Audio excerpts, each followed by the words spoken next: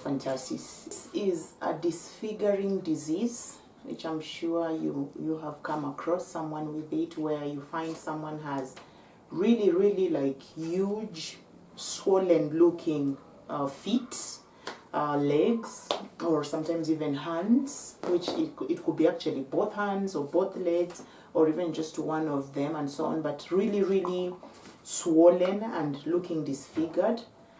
And apparently this particular disease or disorder is actually caused by mosquitoes that will bite you, that will happen to have bitten someone who has that condition.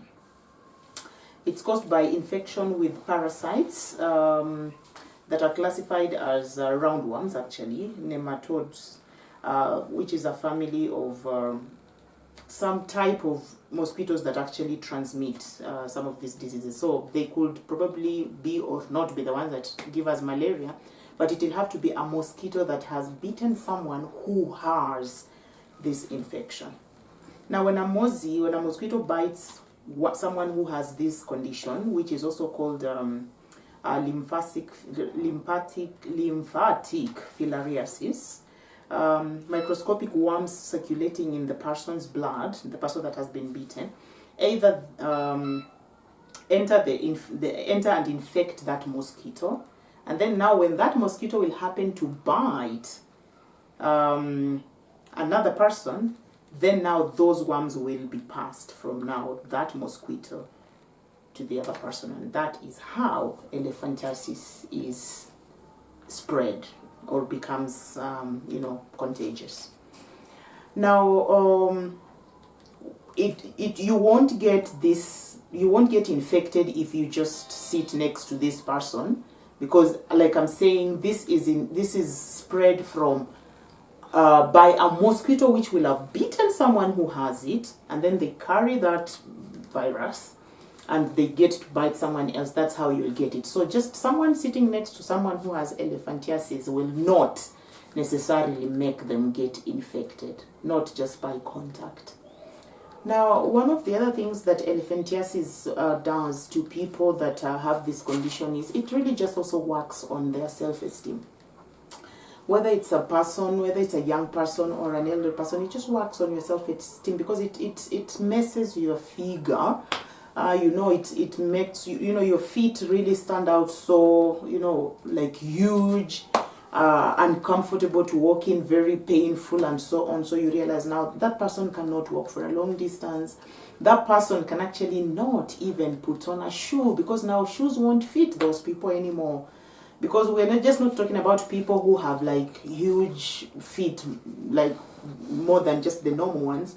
We're talking about really enlarged feet. And if you've come across someone who has elephantiasis, you'll understand what I'm talking about. It's not a very sightly thing to see. It's very, you can tell the person who has it is very uncomfortable when they're moving around.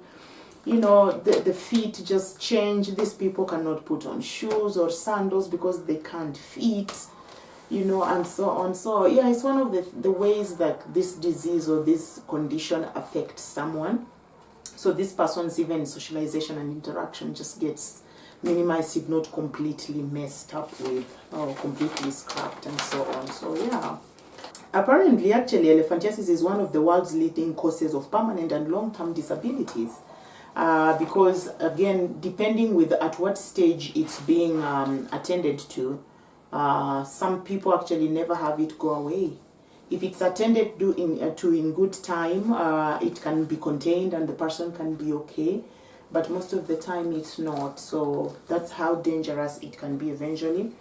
Apparently it cannot be cured when it goes beyond a certain stage.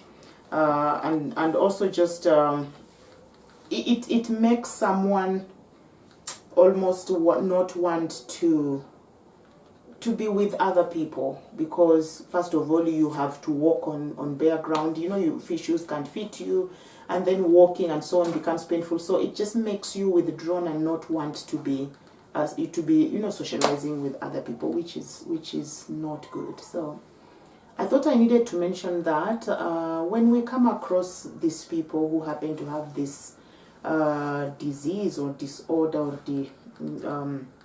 disability, please bear at the back of your mind that just beside what you're seeing, they are going through a lot of pain as well.